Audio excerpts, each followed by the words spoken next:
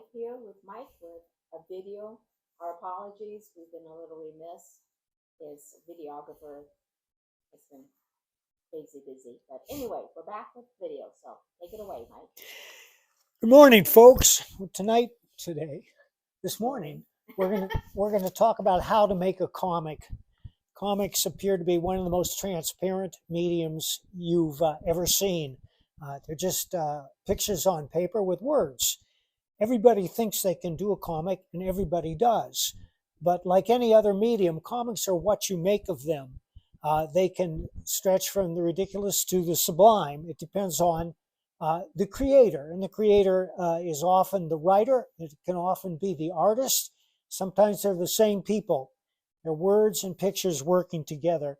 When I first started writing comics, I wrote comics for 25 years by drawing each page out by hand. Now, as you can see, I am not a great artist, but I'm good enough that anybody can tell what it is that I'm drawing at a glance. I also put in all the dialogue, all the directions, and all the captions you would need. It taught me an invaluable lesson. And that lesson is, how much weight can a page bear? Because we've all seen comics that have too many words. And really this morning's instruction is about how many words you should put into a comic, and to boil it down to its essence, as few as possible. The more words you put in a comic, the more you make it difficult to read. It's a nameless comic from the past, and this isn't even one of the worst examples, but when you look at these 2 pages and the preponderance of captions, the boxes all over, and all these words are kind of crowding out the art, which may or may not be good. In this case, it's very good. It's not great, but it's very good. When you see these words, a little part of your mind unconsciously sighs and says, oh man, I got to hack my way through all these words to follow the story. Comics are a visual medium. And the second most important rule is to show, don't tell. The first, of course, is to entertain. That sounds simple, but apparently it's not.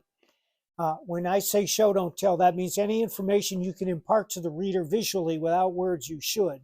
Save your words for characterization and sometimes for advancing the plot. It's inevitable that the dialogue will advance the plot. You want to keep that down to as little as possible.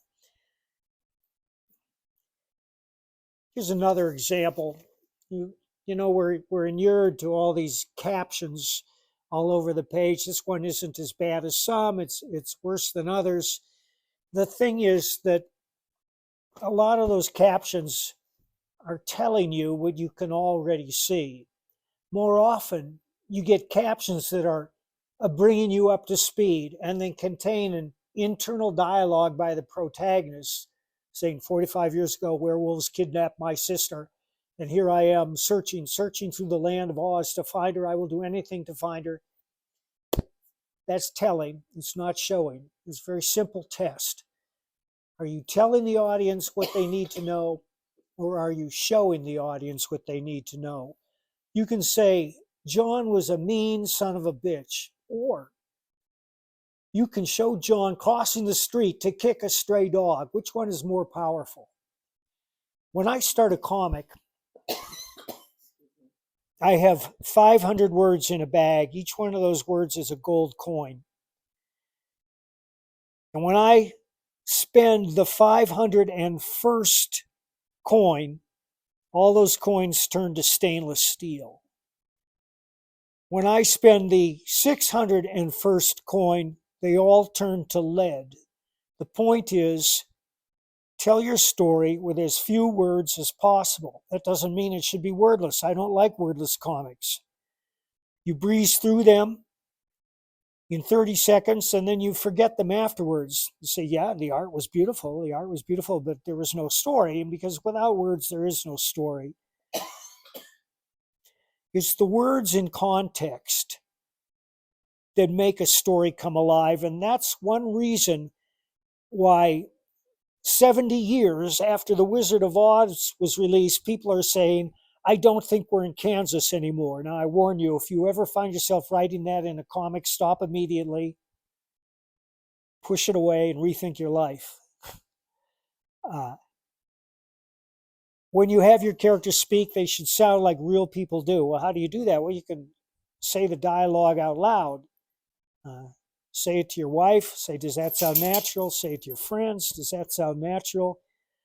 But the words in context, when they work, have an indelible impression. And the proof is that we're still saying, I don't think we're in Kansas anymore.